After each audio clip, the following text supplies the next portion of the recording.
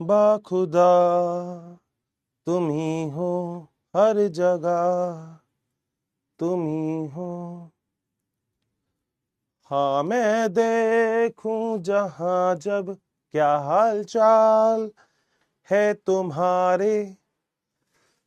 क्या हाल चाल, जल्दी से बता दो, हाल चाल कैसे चल रहे हैं भैया। अच्छा, कभी कभी जब टेंशन में आ जाते हो ना, तब पता क्या किया करो। मतलब मैं तो वही करता हूं, तुम पता नहीं तुम क्या करते हो। सॉन्ग सुन लिया करो एक, कैसे भी सॉन्ग पसंद है। मेरी क्लास में ऐसा कोई है जिसको शास्त्रीय संगीत पसंद है, क्योंकि मुझे तो देखो शास्त्रीय संगीत समझ में आता नहीं है। मगर तुमको जैसे भी सॉन्ग पसंद है ना, वो सुन लिया करो। क्या करते हो तुम खाली टाइम पे है? जब तुम्हारे पास खाली टाइम होता है तब तुम क्या करते हो? गुड इवनिंग भाई, गुड इवनिंग। सारे आ जाओ फटाफट से। जब तुम्हारे पास खाली टाइम होता है तो तुम क्या करते हो? पूछता है भारत तुमसे, जल्दी बताओ क्या करते हो तुम। जब खाली टाइम होता है तो घर वाले तुम्हारे पर हाथ साफ कर देते हैं, या तो ये करते हो।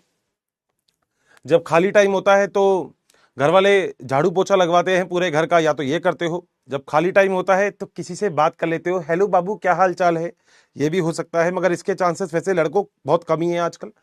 जब खाली टाइम होता है तो पढ़ लेते हो, ये तो बिल्कुल इम्पॉसिबल बात है, होता ही नहीं खाली टाइम। अरे अरे पढ़े रही हो, तुम पढ़ रहे हो सारा, क्योंकि खाली टाइम है ही नहीं। अच्छा खाली नहीं है तो क्या करते हो तुम भाई? तुम क्या करते हो सही बताओ। तुम्हारे पास खाली टाइम नहीं है ना, तो तुम क्या करते हो ये बताओ फिर। नहीं है ना तुम्हारे पास खाली टाइम, करते क्या हो तुम? जल्दी बताओ मुझे, मैं पूछना चाहता हूं तुमसे। बेटा कमेंट बॉक्स नहीं आ रहा क्या यहाँ पे? डाउट, यहाँ पे डाउट में भी लिख सकते हो आप, तो कभी कभी डाउट भी पढ़ लिया जाए। डाउट आ रहा है क्या आप तुम लोगों के? बताओ फटाफट से। नमस्कार नमस्कार नमस्कार, क्या हाल चाल, कैसे हैं? सब बढ़िया, मजे में, जबरदस्त। ओके, गेम करते हो? अच्छा अच्छा, गेम करते हो। सर कहाँ है खाली टाइम सर, पढ़ते ही रहते हैं। अच्छा पढ़ाई बहुत करनी पड़ती होगी ना, कई बार ऐसा चेहरा देखते होंगे अपना, मम्मी मैं पहले कितना स्मार्ट था, मम्मी ये क्या हो गया है मुझे, पढ़ पढ़ के मेरी आंखों के नीचे काले धब्बे पड़ गए हैं मम्मी, अब मैं क्या करूंगा बताओ। अब तो मुझे कोई लड़की भी पसंद नहीं करेगी, मैं इतना पढ़ रहा हूं मम्मी। ऐसा है कोई? अच्छा ऐसा है कोई मेरी क्लास में जिसके घर वाले ये बोलते हो कि बेटा मत पढ़, बहुत पढ़ रहा है तू? ऐसा है कोई जिसके घर वाले ये कहते हो? है कोई है क्या? मॉर्निंग से रात तक स्टडी, वाह आकांक्षा, जय माता दी, बहुत बढ़िया। पुरुषोत्तम पाटीदार भी कह रही है, सीमा भी कह रही है, बापू का लाडला भी यहाँ पे है। बेटा बापू का लाडला ये तो जरूर पिटता होगा अंकल से। अच्छा Neha, I am house wife, बहुत बढ़िया, क्या बात है, बहुत बढ़िया। पहले कौन सी करती थी पसंद? अच्छा यही बात है। अरे नहीं, बहुत अलग चीज है। ऐसा है क्या? नहीं ना, मेरी क्लास में केवल लड़के, लड़कों का तो देखो मेरे को पता नहीं, लड़कियों से तो फिर भी उनके घर वाले बोल सकते हैं कि बेटा पढ़ ले तू, बहुत देर हो गई बेटा, अब तू पढ़ ले, मतलब अब तू मत पढ़। लड़कियों से तो ऐसा बोल सकते हैं। मेरी क्लास में लड़कियों से ऐसा बोला जा सकता है कि उनके पेरेंट्स ऐसे बोलते हो, बेटा सुबह से पढ़ रही है बिटिया, अब मत पढ़, थोड़ी देर रेस्ट भी कर ले बेटा, आराम कर ले। मगर लड़कों से जनरली उसके पेरेंट्स क्या बोलते हैं? मतलब मेरे से तो कभी ये नहीं बोला कि बेटा तू ज्यादा पढ़ रहा है बेटा मत पढ़। मुझसे तो ये कहते थे, अबे नालायक पढ़ ले, अबे कल पेपर है पढ़ ले बेटा, फिर मैं तैयार होता था। और कॉलेज टाइम में तो अलग ही चीज होती थी नहीं। अच्छा तो ये बात तुमने देखी होगी, पूरे साल कुछ याद हो नहीं हो, पेपर से एक दिन पहले जो खोपड़ी चलती है भाई साहब, मतलब न्यूटन आइंस्टीन फाइंस्टीन अटरम शटरम सब खोपड़ी में बैठे होते हैं उस टाइम। फिर यूं चलता है, अरे हो गया, अरे हो गया, या तो ये, या फिर पता है क्या क्या होता है, देखो ये, अबे ये क्या हो गया, अबे ये तो आता ही नहीं है, अरे मैं क्या करूं। या तो ऐसा होता है ना, वो मीम चलता है, हे राम माता जी, ऐसा भी आ सकता है दिमाग में। जोरदार, बहुत बढ़िया। आज मैंने सोचा थोड़ा सा हंसा देता हूं मैं तुम लोगों को, थोड़ा सा हंसा देता हूं तो अच्छा लगेगा। क्या मैं स्मार्ट लग रहा हूं? देखो भाई के डोले सोले बन रहे हैं, है ना? यार देखो तुम पढ़ तो हमेशा ही रहे हो, इधर उधर जा जाके भी पढ़ते हो, कभी यूट्यूब पे कभी कहां पे कभी कहां पे, मगर मैं कह रहा हूं कहीं मत पढ़ो, बस जो मैं बोलता हूं बस वो सुनो, क्योंकि अभी लास्ट टाइम में सबसे ज्यादा इंपॉर्टेंट यही है। ठीक है, यही चीज सबसे इंपॉर्टेंट है। अच्छा एक बात मैं आप लोगों को और बता देता हूं, जो भी जयपुर से है, जयपुर से, तो 12 तारीख को जयपुर आ रहा हूं मैं। वेन्यू मैं बता दूंगा, इंस्टाग्राम पे मैं अभी डिक्लेयर कर दूंगा कि वेन्यू कौन सा है। ठीक है, तो इंस्टाग्राम पे बता दूंगा मैं, हर्षित ठाकुरिया के नाम, मेरे नाम से ही है, तो वहां पे मैं बता दूंगा कि कहाँ आ रहा हूँ। तो 12 तारीख को जयपुर में मिलते हैं। अगर वैसे तो आप लोग आना ही मत, मतलब मैं तो ऐसा नहीं कहूंगा कि मत आना, मतलब मन है तो आ जाना, मगर अभी ज्यादा पढ़ लो, तब थोड़ी देर के लिए आ जाना बस मिलने के लिए, ठीक है। मैं वेन्यू डिसाइड करके वेन्यू बता दूंगा आपको, वेन्यू क्या है। जयपुर से है कोई? नहीं? हाँ, मेरी शादी कब है? जल्दी करेंगे, बहुत बढ़िया। चलो ठीक है भाई, चले आगे। देखो डोले शोले बन रहे भाई के, देख लो, देखो तुम, डोले शोले बन। चले अब पढ़े जा थोड़ा सा, आ जाओ।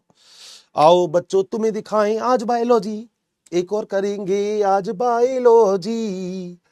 बेटा आज आज मैं तुम्हारे कमेंट ऑफ नहीं करूंगा, आराम से लिखते रहो, वहीं पे गुनगुनाते रहो जो तुम्हें गुनगुनाना है, ठीक है। पोल करवाने का मेरा कोई मन नहीं है, क्योंकि पोल में टाइम वेस्ट हो रहा है। और आप लोगों को पता होगा आज तारीख हो गई आई थिंक 10, और 10 तारीख हो गई है, नीट का पेपर बहुत पास आ रहा है, लग रहा है ना बेटा बहुत पास आ गया। अरे जिस दिन तुम्हारा नीट का पेपर होगा उस दिन मजा आ जाएगा, ठीक है। हाँ, मेरी शादी में जरूर आना, बस मेरी शादी में जरूर आना, पक्का। मैं मेरी शादी, बेटा शादी में मैं तुम्हें बुला लूंगा, उसका सबसे बड़ा रीजन है, शादी में तुम्हें बुलाने का सबसे बड़ा है क्योंकि शादी में खाना लड़के वाले बहुत मुश्किल से करते हैं, लड़की वाले करते हैं, तो कोई दिक्कत नहीं है, हम बुला सकते हैं। मगर बेटा नालायको, केवल शादी में खाना खाने आओगे क्या? सर की बारात में डांस नहीं करोगे? आज मेरे सर की शादी है, डांस करवाऊंगा बेटा, ठीक है, आ जाओ।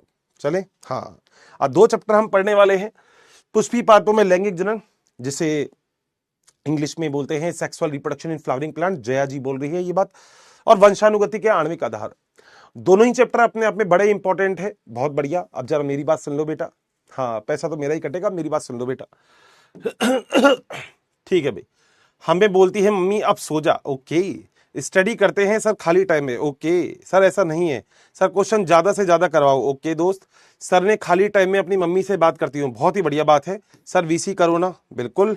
और ये क्या लिख रहे हो भाई, पता नहीं लग रहा, good morning good morning good morning, बहुत बढ़िया। चलो भाई, आप लोगों से बात हो गई, अब चले आगे। हाँ, आज मॉलिक्यूलर 2 चलेंगे, आज 2 करवाएंगे चैप्टर, मजा भी आने वाला है चैप्टर्स में साथ साथ। कितने बजे होगी, पढ़ाऊं, कर दूं चालू? आ जाओ बेटा। आज सबसे पहले अपने पास जो चैप्टर है उसका नाम है sexual reproduction in flowering plant, जिसे हम बोलते हैं पुष्पी पातों में लैंगिक जनन।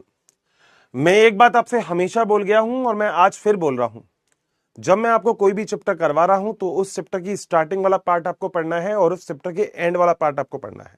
आप दोनों ही पार्ट करेंगे आसानी से तो आपका लगभग सारा का सारा काम हो जाएगा, ठीक है। और जरा देख लेते हैं कि अभी क्या है इस चीज में। 12 तारीख वाली मैंने बात बता दी, जयपुर आऊंगा 12 तारीख को। अगर थोड़ा बहुत टाइम हो और जयपुर में ही आसपास रहते हो तो आ जाना, मिल लेंगे, थोड़ा रिलैक्स हो जाता है दिमाग। मतलब मैं ये नहीं कह रहा पढ़ाई का नुकसान नहीं होना चाहिए भैया, देखो सीधी सी बात है, मगर फिर भी अगर थोड़ा बहुत रिलैक्स है तो ठीक है। एक फॉर्म अभी डिस्क्लोज करूंगा अभी इंस्टाग्राम पे, वो भर देना अगर आना चाहते हो तो, ठीक है। ये वाला पेज जरूर पढ़ना बेटा, मैं फिर आपसे कह रहा हूं, एनसीईआरटी में पेज नंबर के अलावा सब कुछ इंपॉर्टेंट है, तो आपको ये वाला जो पेज है जो आपके आगे आगे दे रखा है आपको 100% करना है और याद रखना है, ठीक है। अनुष्का मेरी बात सुन लो, good morning good evening all of the friends हो गया। अब यहां देख लो बेटा, ये तुम यहां पे ही बात क्यों करने लग जाते हो? मत करो बात बेटा, मैं ब्लॉक कर दूंगा सबको अभी, ठीक है। यहां देखो, तो आ जाओ बेटा, हम चलते हैं सबसे पहले पुष्पी पातों में लैंगिक जनन। पहले पेज में ज्यादा कुछ नहीं लिख रहा, पहले पेज में एग्जैक्टली यही चीज लिख रखी है कि पुष्प क्या होता है, लैंगिक जनन के लिए पुष्प आखिर कैसे काम करता है, वो लगभग हम सभी लोगों को पता है। मगर पुष्प के अंदर 2 प्रकार की चीजें होती है, एक नर जनन और एक मादा जनन। उसमें वर्तिका, अगर वर्तिका और अंडाशय होता है जो मादा के अंदर होता है, पुंकेसर और पुतंतु जो होते हैं वो नर के अंदर जनरली आपको पाया जाता है, ठीक है। अब आ जाओ, पुष्प एक आकर्षक अंग होता है, ऐसा कुछ ज्यादा चीज नहीं है, क्योंकि आभूषण के अंदर, सजाने के अंदर, किसी को गिफ्ट करने के अंदर, अपने प्यार का इजहार करने के लिए आप लोग पुष्प का प्रयोग आसानी से कर लेते हैं। बहुत बढ़िया, मेरी शादी में डांस करोगे, बहुत बढ़िया। अब जरा मेरी बात सुन लो, वहां पे लिखो, टाइप करो, मगर पहले मेरी बात सुनो ध्यान से।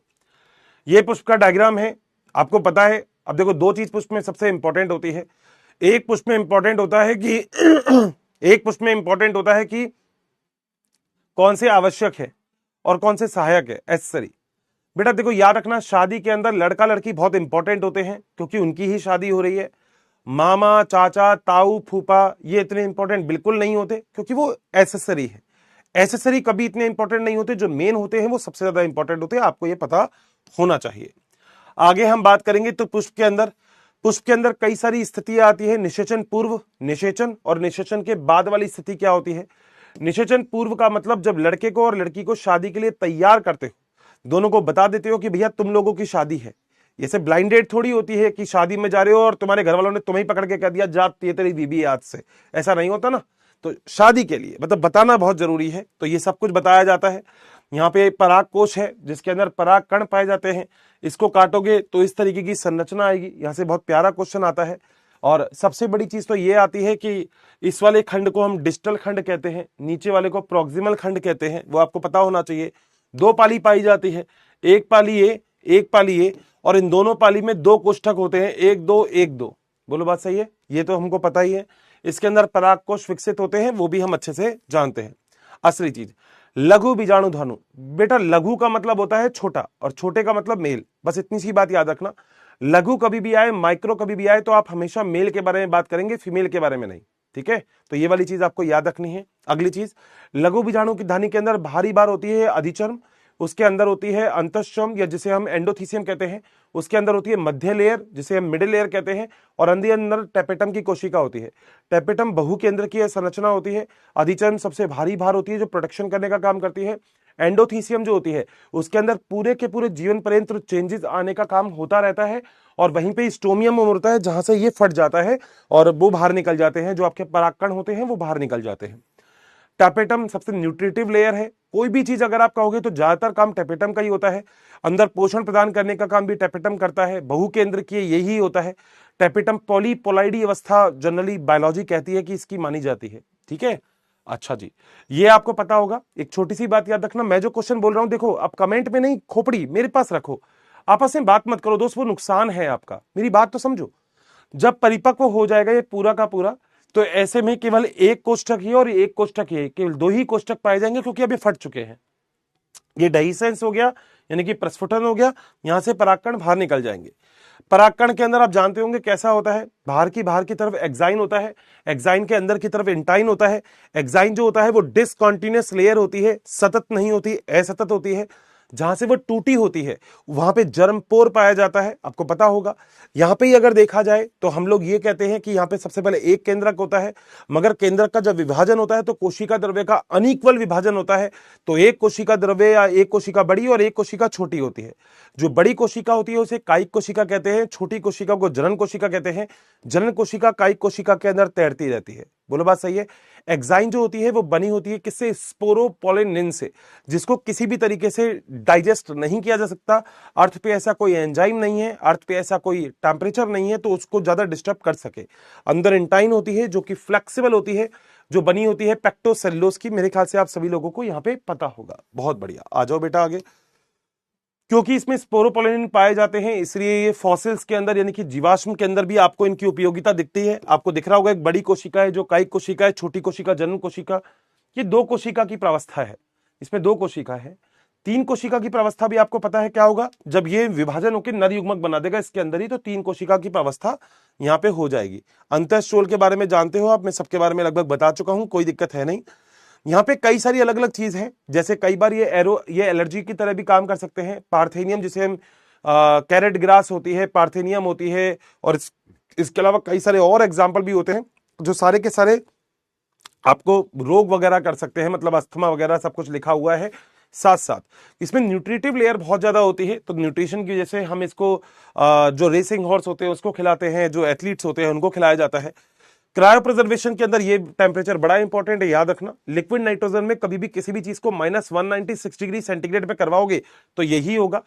एक बात और एनसीईआरटी लिखती है कि 60% एंजियोस्पर्म में दो कोशिका की प्रावस्था पाई जाती है। अपनी एनसीईआरटी का एग्जांपल है, आपको याद रखना है। ये बेटा डायग्राम बड़े इंपॉर्टेंट है, सीधा सीधा डायग्राम दे देगा और डायग्राम के बारे में पूछ लेगा कि ये किस किस का डायग्राम है। जैसे यही पूछ लिया तो आप बता दोगे कि ये गुड़हल का डायग्राम है। डायग्राम देगा और आपसे पूछ लेता है, तो ये डायग्राम भी बड़ा ही इंपॉर्टेंट हो जाता है। स्त्री केसर के बारे में आप जानते हो क्या होता है, वर्तिकाग्र, वर्तिका और अंडाशय होता है। वर्तिकाग्र जो होता है वो उसके ऊपर बेसिकली, वर्तिका जो होती है ऊपर ऊपर जो होता है उसके ऊपर बेसिकली क्या होता है, जो पोलन ग्रेन होता है वो आता है वहां पे, जिसे हम परागण की अभिक्रिया भी कहते हैं। यहाँ पे निर्माण कैसा होता है आपको मेरे ख्याल से पता होगा बहुत अच्छे से, मतलब डिस्कस तो खैर आपने अपने लेक्चर में भी किया होगा कि किस तरीके से बनेगा, बट याद रखना यहाँ पे चार चार अगर देखा जाए तो यहाँ पे अंड कोशिका से जो अर्धसूत्री विभाजन होता है उसके द्वारा कोशिका बनती है, जिसमें 3 तो खत्म हो जाती है, काम की केवल 1 रहती है, वो हमको पता ही है। यहाँ पे 2 न्यूक्लिएट आपको पता ही होगा, ऊपर की तरफ प्रतिमुखी कोशिका होती है, पता है ना, चेलेजल एंड माइक्रोपाइलर आपने पढ़ा है। बीच में जो होता है वो केंद्रक होता है मध्य वाला, नीचे की तरफ 2 सिनर्जिड्स होते हैं और बीच में अंड कोशिका पाई जाती है। ठीक है, आपने पढ़ा भी होगा 7 सेल या 8 न्यूक्लियस, पता है ना, 8 न्यूक्लियस 7 सेल स्टेज, मेरे ख्याल से सभी लोगों को याद आ रहा होगा कि मैं क्या बोल रहा हूं। ये पूरी की पूरी अभिक्रिया है, पहले 1 है, फिर 2 हो गए, 2 से 4 बन गए, 4 के बाद बेटा 3 तो नष्ट हो गया, बच गया 1, 1 में अब केंद्रक का विभाजन होगा, पहले 1 बार, फिर 2 बार, फिर 3 बार, तो 3 बार केंद्रक के विभाजन से 8 कोशिका बन गई। 3 ऊपर की तरफ जो प्रतिमुखी कोशिका है, 2 नीचे की तरफ जो सिनर्जिस है, बीच में अंड कोशिका और बीच में 2 ध्रुवीय केंद्रक आपको जनरली देखने को मिलते हैं, जिनसे ट्रिपल फ्यूजन होता है। तो ये बड़ा इंपॉर्टेंट है, 8 न्यूक्लियस और 7 कोशिकीय संरचना यहाँ पे आपको पाई जाती है, बहुत सही। परागण के अंदर यहाँ पे कॉब और टेसल का बहुत ही प्यारा एग्जाम्पल है, मैंने इस बार क्वेश्चन भी में भी उसको ऐड किया है, जो बड़ा ही इंपॉर्टेंट है। परागण की अभिक्रिया आप जानते होंगे, परागण क्या होता है, मतलब आप कह सकते हो कि पोलन ग्रेन का स्टिग्मा के ऊपर आ जाना, यही परागण की अभिक्रिया होती है। 2 प्रकार का होता है, स्वयं परागण और पर परागण। ठीक है, इसमें भी 2 प्रकार होते हैं, ऑटोगेमी, जिटेनोगेमी और जीनोगेमी। याद रखना, ये भी स्वयं परागण है, ये भी स्वयं परागण है, मगर ये पर परागण है। अगर एक ही पादप होगा, एक ही पुष्प होगा तो स्वयं परागण, एक ही पादप होगा 2 पुष्प में होगा तो भी स्वयं परागण, मगर 2 पादप होंगे और अलग अलग पुष्प होंगे तो ये पर परागण है। करो, स्वयं परागण, स्वयं परागण, पर परागण, ऑटोगेमी, जिटेनोगेमी, जीनोगेमी, बहुत बढ़िया, याद हो जाना चाहिए। और उन्मूली परागण, ये सब आप वैसे जानते होंगे कि कई बार खुले भी होते हैं पुष्प, कई बार बंद भी होते हैं, वो सारी चीजें। ये कॉब और टेसर का बहुत ही प्यारा एग्जाम्पल है, मक्का वगैरह के एग्जाम्पल आपको दे रखे हैं, बहुत ही बढ़िया तरीके से बताया हुआ है कि कई जगह पे जल के द्वारा भी परागण की अभिक्रिया देखी जाती है, कई जगह पे कीट के द्वारा भी परागण की अभिक्रिया देखी जाती है। कीट में भी मधुमक्खी के द्वारा सबसे ज्यादा परागण की अभिक्रिया होती है। जल में भी आपको पढ़ा होगा, 2 प्रकार के होते हैं, एक जल के ऊपर होते हैं, एक जल के अंदर की तरफ होते हैं। जोस्टेरा वगैरह का एग्जाम्पल आई थिंक आप सभी लोगों ने याद किया होगा। ये कुछ ऐसा होता है जो धोखेबाजी होती है, जिसके अंदर मेल को लगता है कि ये फीमेल पुष्प है, यानी कि फीमेल है इसकी, मगर फीमेल नहीं होती, जो पादप होता है वही अपने आप को इसकी फीमेल की तरह दिखा देता है, तो धोखा हो जाता है, खोदा पहाड़ चुईया भी नहीं निकली, ये कहता है ओ तुम कौन, ऐसा हो जाता है इसके साथ, कोई दिक्कत नहीं है। सीग्रास वगैरह के अंदर सब कुछ मिलता है आपको परागण। कई बार ये छिपकली वगैरह जो होती है, तुम हो गए, मैं हो गए, भैंस हो गई, ये सारे के सारे करते हैं। कई बार हवा के द्वारा भी परागण हो जाता है, कई बार अंडा देने की, जैसे एमोर्फोफेलस का एक अच्छा एग्जांपल है, क्वेश्चन आ सकता है एमोर्फोफेलस का, क्योंकि 6 फुट ऊंचा होता है। तो कुछ चीजें एनसीईआरटी आप पढ़ोगे, ऐसी रीडिंग लगाओगे तो अपने आप ही आपको मिल जाएगी। इसके अलावा बही प्रजनन युक्तियां होती है, मतलब कई बार हम क्रॉस पोलिनेशन को प्रमोट करने का काम करते हैं, क्योंकि हमें पता है स्वयं जो परागण होता है वो इतना इफेक्टिव नहीं होता, क्योंकि इसमें विभिन्नताएं बहुत कम आने का काम होता है। ये सारी की सारी चीज रखी है। कई बार होता है पराग स्थिरीकरण संरक्षण, अगर पादप नहीं चाहे कि वो स्वयं परागण करना चाहता है, स्वयं परागण को छोड़ना चाहता है अगर मान लो, तो वो क्या करेगा, वो सीधी सी बात है वो मना कर देगा, वो अपने आप को ही नहीं पहचानेगा। सोचो किस दिन तुम अपने घर पे गए और पापा तुमसे कहे तुम कौन, तो बस बेटा हो गया काम। तुम्हें पता है, मतलब ये चीज तो देखो तुमने भी सोचा होगा और सुना होगा। कई बार तुम देखते हो कि जैसे शादी से पहले हम गोत्र मिलाते हैं, तो गोत्र इसलिए मिलाए जाते हैं क्योंकि अगर गोत्र समान होंगे तो फिर आगे फ्यूचर के अंदर हो सकता है कोई जनन की जैसा कोई इशू आ जाए, इसलिए हम गोत्र मिलाते हैं। वही सब कुछ यहाँ पे है। स्वयं परागण को रोकने की कोशिश अगर प्लांट करेगा तो वो पुष्प को केवल एक ही, या तो नर पैदा करेगा या मादा पैदा करेगा, या नर को डेवलप पहले कर देगा, मादा को बाद में करेगा, या नर और मादा की जो स्थिति होगी जनन की वो अलग अलग होगी। तो ये सारी चीजें आपको देखने को मिलती है यहाँ पे। ये कुछ एग्जाम्पल्स वगैरह दे रखे हैं, ये वही चीज है कि किस तरीके से ये आगे मूवमेंट आपको देखने को मिलता है, वो भी आप लोग जानते हो बहुत ही आसानी से। ठीक है, तो आगे आगे जो होती है वो नलिका के अंदर जाता है, पीछे की तरफ जो होता है वो 2 नर युग्मक जाते हैं। एक नर युग्मक जो होगा वो अंड कोशिका से क्रिया कर लेगा, तो एन एन हो गया 2n, ये तो सत्य प्रकार का निषेचन हो गया। दूसरा वाला जो नर युग्मक है वो बीच में जो 2 ध्रुवीय केंद्रक होते हैं ये मिल जाते हैं, तो 2n तो ये हो गया, और जो एक नर युग्मक है वो मिलने के बाद 3n हो जाता है, इसे त्रिसंलयन बोलते हैं, ट्रिपल फ्यूजन बोलते हैं हम इसको। ये सारी चीजें आपकी एनसीईआरटी ने यहाँ पे दे रखी है। तो दोहरा निषेचन की जो अभिक्रिया होती है वो इसलिए बता रखी है। कई बार कृत्रिम परागण करवाया जाता है, बैगिंग करवाई जाती है, पैक कर देते हैं कि बाहर से कोई भी और जो परागण है वो नहीं आए। दोहरा निषेचन आपको मैंने बता ही दिया अभी कि दोहरा निषेचन क्या होता है। ये स्थिति मेरे ख्याल से आप लोगों ने पढ़ी होगी। इसमें क्या होता है, सबसे पहले जो आपकी जो कोशिकाएं होती है वो सबसे पहले ग्लोबुलर अवस्था बनाती है, नीचे की तरफ बहुत सारे सस्पेंसर कोशिका बन जाती है। डायग्राम मेरे ख्याल से आपने देखा होगा, मैं फिर आपसे बोल रहा हूं, अगर आपको किसी भी चैप्टर में डाउट है और मैंने जहां लेक्चर पढ़ा रखे हैं तो आप वहां पे भी जाके देख सकते हो, कोई दिक्कत नहीं है। अगर आपको एक्सेस मिला है तो, नहीं मिला तो देख लो फिर, मतलब बहुत बढ़िया से। नहीं तो एक काम और कर सकते हो, माइंड मैप भी देख सकते हो आप, कोई दिक्कत नहीं है इंग्लिश में, मगर आई थिंक सो आपको समझ में आ जाएगा। निषेचन की जो पश्य घटनाएं होती है वो आपको पता है, एक बीजपत्री और द्विबीजपत्री कैसे बनेगा, यहां से भी बहुत प्यारा क्वेश्चन आ सकता है। बीजपत्र एक होगा तो एक बीजपत्री, बीजपत्र दो होगा तो द्विबीजपत्री होगा, ठीक है। भ्रूण कैसे बनता है, गोलाकार हृदयाकार, जो अभी संरचना थी एम्ब्रियोजेनेसिस की उसके अंदर आता है। बीज का निर्माण कैसे होता है, एल्बुमिनस और नॉन एल्बुमिनस क्या चीज होती है, इसमें एक एंडोस्पर्म होगा एक में नहीं होगा, सीधी सी बात है, पहले ही प्रयोग कर लेगा। जैसे मोनोकॉट होता है ना एक बीजपत्री, उसके अंदर कोई भी आपको नहीं मिल, मतलब सॉरी, उसके अंदर आपको देखा जाए तो भ्रूणपोष जो है वो मिलता है, ऊपर एंडोस्पर्म मिलता है, ठीक है। तो बस ये वाली चीज और ये सारी चीज। प्रसुप्ति क्या होती है, प्रसुप्ति होती है जब तक जो बीज है उसमें अंकुरण नहीं हो, उसे मूलांकुर और प्रांकुर डेवलप नहीं हो, जब तक जड़ नहीं आए, जब तक तना नहीं आए, वो सारी चीजें आ जाती है। डायग्राम बड़े इंपॉर्टेंट है इस चैप्टर के अंदर, तो डायग्राम को प्लीज फोकस करिएगा, बड़े इंपॉर्टेंट डायग्राम है अपने आप में। ये सेव वेव के डायग्राम से बहुत प्यारा क्वेश्चन आ सकता है, नीचे वाली हेडलाइन जरूर पढ़िएगा क्योंकि ये डायग्राम बड़े इंपॉर्टेंट हो जाते हैं। फल भित्ति वगैरह आपको पढ़ा होगा, एपीकार्प, एंडोकार्प, मीजोकार्प, मेरे ख्याल से लगभग सभी चीज जानते होंगे। एंडोकार्प बिल्कुल अंदर ही अंदर, मीजोकार्प बीच में होती है और एपीकार्प सबसे बाहर की तरफ होती है, ठीक है। इन सबको मिला के पेरिकार्प बोलते हैं। कई बार बिना निषेचन के फल का निर्माण हो जाता है, कई बार बिना निषेचन के बीज का निर्माण हो जाता है, ऐसा भी होता है। आपने सुना होगा अनिषेक फल, ठीक है, मेरे ख्याल से एग्जाम्पल भी सुने होंगे, फटाफट से कमेंट बॉक्स में बताओ एग्जाम्पल क्या है। यहाँ पे कई बार जो सुप्तावस्था होती है वो कई बड़ी बड़ी भी हो सकती है, जैसे आपने होलार्ड पैलेस में भी पढ़ा था। आपने यहाँ पे दो एग्जाम्पल, जैसे फोनिक्स डेक्टिलिफेरा और ल्यूपिनस आर्क्टिकस, यहाँ से बहुत प्यारा क्वेश्चन आएगा और मैं कह रहा हूँ शायद छप गया होगा क्योंकि पेपर तो बनी गया होगा अब आपका। ये सारी चीजें हैं और इसके बाद कुछ नहीं, ये छोटे मोटे एग्जाम्पल है जो मेरे ख्याल से आप अच्छे से कर सकते हैं, कोई दिक्कत वाली बात नहीं है।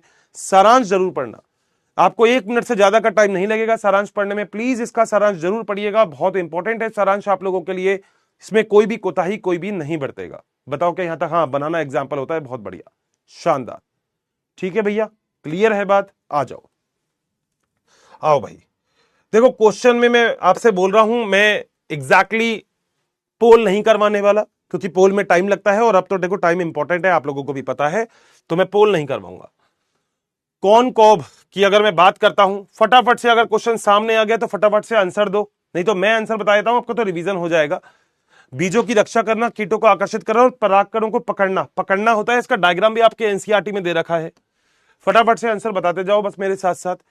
बड़े रंगीन और सुगंध युक्त व मकरंद से भरपूर पुष्प किसमें देखे जा सकते हैं, 2023 में आया हुआ क्वेश्चन है बेटा। अगर रंगीन होंगे, सुगंध युक्त होंगे तो वायु परागण का कभी भी कोई रोल नहीं होगा, कोई भी रोल नहीं होगा, वहां पे कीट वाला परागण आपको जनरली देखने को मिलता है। तो मेरे ख्याल से आंसर सभी का आ जाएगा, बिल्कुल आंसर बिल्कुल क्या है यहाँ पे, बी है। आगे चल सकते हैं। एंजियोस्पर्म यानी कि आवर्तबीजी में भ्रूणपोष के अंड उपकरण में क्या होता है, ठीक है। अब ये वाली बात भी देख लेते हैं, 2022 में यहां पे पूछा गया है। एक अंड कोशिका होती है, बिल्कुल सही बात है। 2 सहायक कोशिका होती है, सिनर्जिड्स, बिल्कुल सही बात है। 3 प्रतिव्यासित कोशिका यानी कि एंटीपोडल सेल होती है, बिल्कुल सही बात है। 2 ध्रुवीय केंद्रक होते हैं, बिल्कुल सही बात है। मेरे ख्याल से पहले में ही आंसर आ गया अपना, आंसर बिल्कुल सही है अपना, बिल्कुल सही है। आ जाओ भैया आगे। परिपक्व अवस्था में एक प्रारूपी आवर्तबीजी भ्रूणपोष निम्नलिखित में से कौन सा होता है। 8 केंद्रकीय और 7 न्यूक्लियस आपको इसमें देखने को मिलते हैं। अगला, एक पादप के परागकोश से परागकण कणों के एक विभिन्न पादप के वर्तिका में स्थानांतरण के लिए हम इसे परनिषेचन की अभिक्रिया कहते हैं, सही बात है। निम्नलिखित में से किन कुलों में युग्मिक कुछ सदस्यों में परागकणों की जीवन क्षमता, आपके एनसीईआरटी में दे रखा है मेरे ख्याल से, और आप लोगों को याद भी होगा।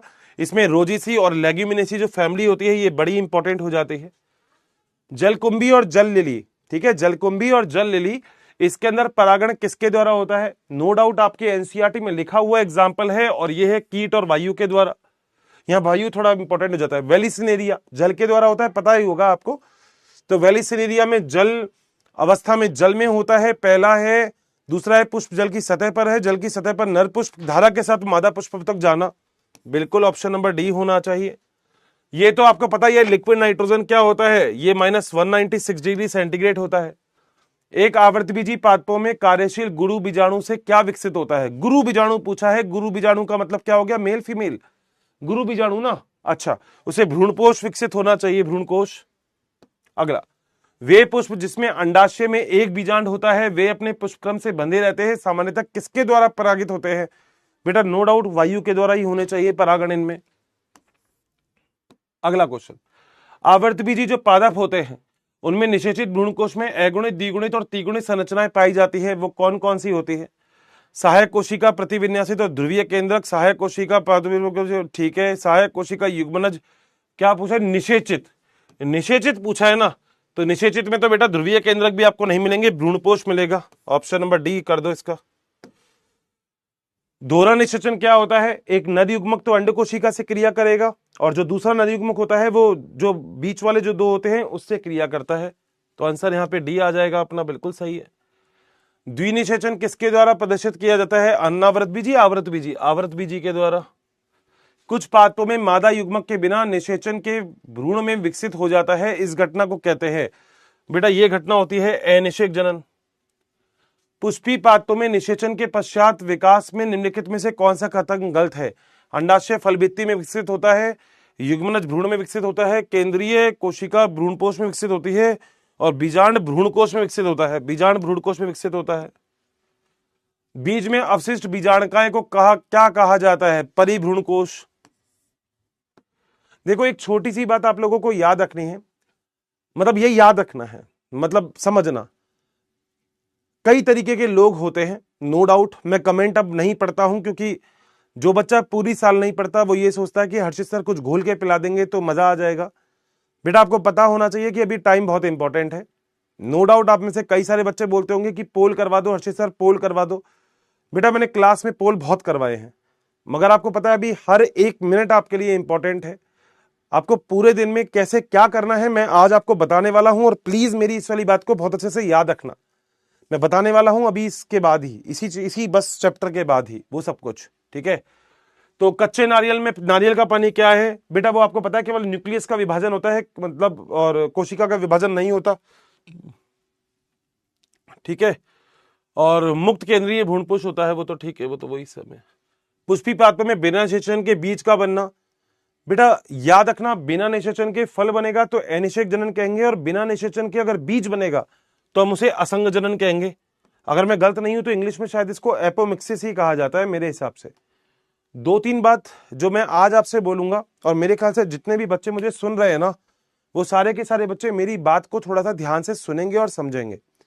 थोड़ी देर के लिए बस कमेंट्स मत करना, थोड़ी देर के लिए बस मेरी बात सुनना। आप थोड़ी देर के लिए, मैं चैट बॉक्स ऑफ कर रहा हूं क्योंकि तुम मानोगे नहीं, थोड़ी देर के लिए चैट बॉक्स ऑफ है अभी आपका। मेरी बात जरा ध्यान से सुनना दोस्त। ये बात आप लोगों को बिल्कुल अच्छे से समझनी पड़ेगी कि अब जो टाइम आपके पास बचा है उस टाइम के अंदर आपको नया कुछ भी नहीं पढ़ना है। सबसे पहली बात, आपको कुछ भी नया नहीं पढ़ना है। आपने जितने चैप्टर पढ़ लिए उनको ही अच्छे से करो। मेरी बात ध्यान से सुनना, क्योंकि बहुत सारे बच्चे मुझे इंस्टाग्राम वगैरह पे मैसेज लिखते हैं, हर्षित सर कैसे करें। अब सारे बच्चों के मैसेज का रिप्लाई करना आपको पता है मेरे लिए थोड़ा सा इम्पॉसिबल हो जाता है, तो मैं बहुत सारी चीजें आपको जो बता रहा हूं वो आपको याद रखनी है। पहली बात तो आपको ये याद रखनी है कि आपको अब आपने जितना पढ़ लिया अब उसी को ही आपको रिवाइज करना है। हर्षित सर रिवीजन कैसे करें?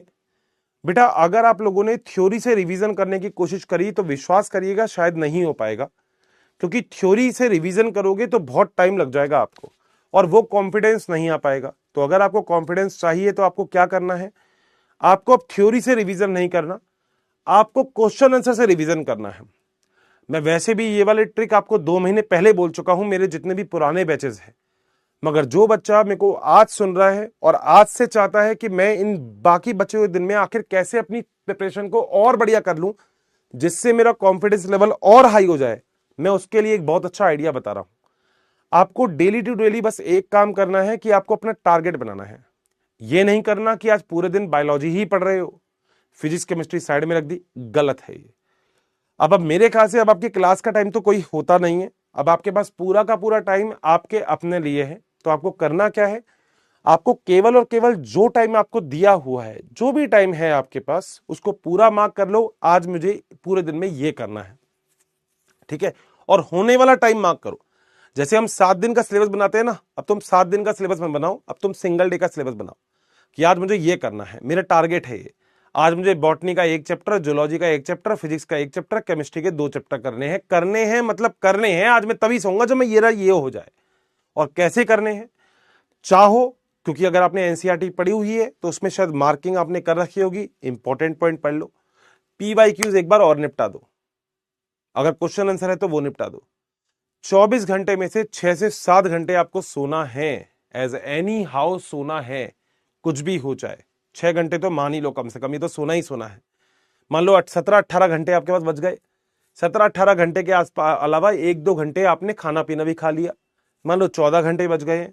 ये जो 14 घंटे 14 आवर्स अब आपके पास बचे हैं, इसमें कोई कोताही नहीं, डिस्ट्रीब्यूट कर दो। आज मुझे 14 घंटे में ये वाला काम करना है, बस इतना सा है।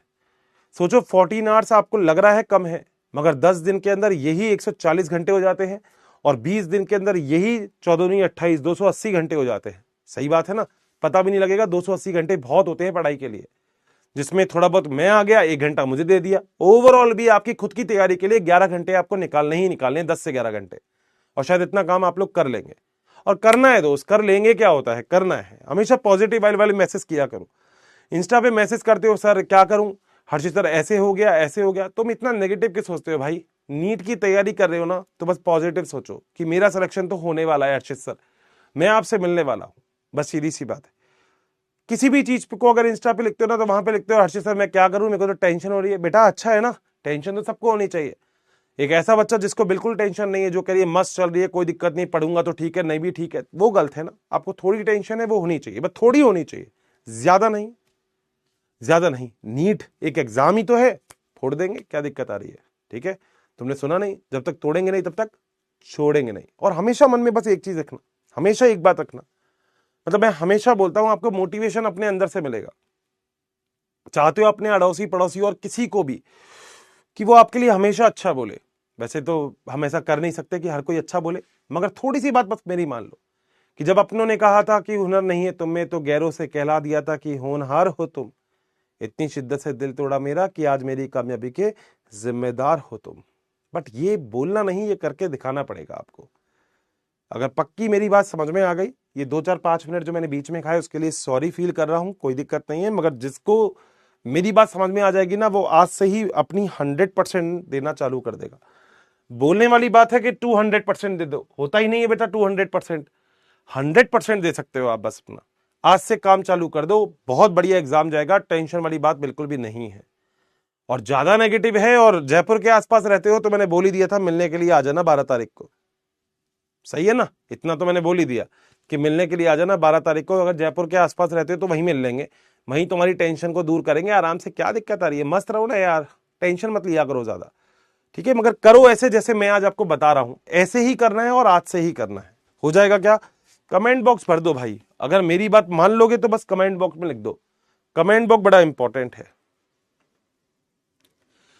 बेटा। उम्मीद की क्लास तब देखनी चाहिए जब आपको लगता है कि अब मुझे जरूरत है। आपको कोई चैप्टर आता है अच्छे से, तो बस क्वेश्चन आंसर की प्रैक्टिस करो फिर। समझ रहे हो मेरी बात, समझ रहे हो ना? मैं क्यों आया हूं यहाँ पे, ये 10-20 जो पीवाईक्यूज लेके आया हूं, ठीक है। अब आप में से कई बच्चों को लग रहा होगा हर्षित सर यार ये जो 10-20 आप पीवाईक्यू लेके आए हो, हर्षित सर आपने तो फटाफट से करवा दिए। कोई बात नहीं, क्लास के बाद ये लेक्चर तो तुम्हें मिलेगा ही, तुम कर लेना, उसमें क्या दिक्कत आ रही है। बट मैं केवल तुम्हारे लिए, मैं एनसीईआरटी क्यों पढ़ाता हूं, तुम खुद भी सोचो ना। मैं भी तुम्हारे पास तुमको रिकॉर्डेड कुछ भी दे सकता था, मगर मैं तुम्हें रिकॉर्डेड क्यों नहीं दे रहा? मैं लाइव आने का मन था, क्योंकि आज मैं तुमसे जो बोल सकता हूं ना, वो आज की परिस्थिति के अकॉर्डिंग बोल सकता हूं। मैं अगर तुमको कुछ भी चीज दे देता और मैं ऐसे नहीं आता लाइव, तो क्या मैं तुमसे बात कर पाता? नहीं। क्या हमारा अच्छा ऐसा वार्तालाप हो पाता? नहीं। तो हमारा वार्तालाप अगर हो पा रहा है तो उसका सबसे बड़ा रीजन है ये कि मैं चाह रहा था कि मैं आपसे बात करूं, ठीक है ना। नेगेटिव बेटा सब हो जाते हैं, नेगेटिव सब हो जाते हैं। तुम विश्वास करोगे, मैं पिछले 10 से 15 दिन से जिम जा रहा हूं। मैं मेरी बात बताता हूं, मैं 15 दिन से जिम जा रहा हूं। अब वहां पे बेटा ऐसे ऐसे फिजिक वाले बंदे आते हैं। अब मैं तो बेटा इतना स्मार्ट नहीं हूं, देखो तुम्हें भी पता है ना, कमेंट में तो स्मार्ट लिख देना, कोई बात नहीं। मगर वहां पे जाने के बाद लगता है कि यार क्या, मगर ठीक है ना बेटा, अगर एवरेस्ट को ऐसे देखोगे ना कि वो बहुत हाइट पे है, तो कभी चढ़ नहीं पाओगे। अपने टारगेट छोटे बनाओ, छोटे टारगेट बनाओ अपने।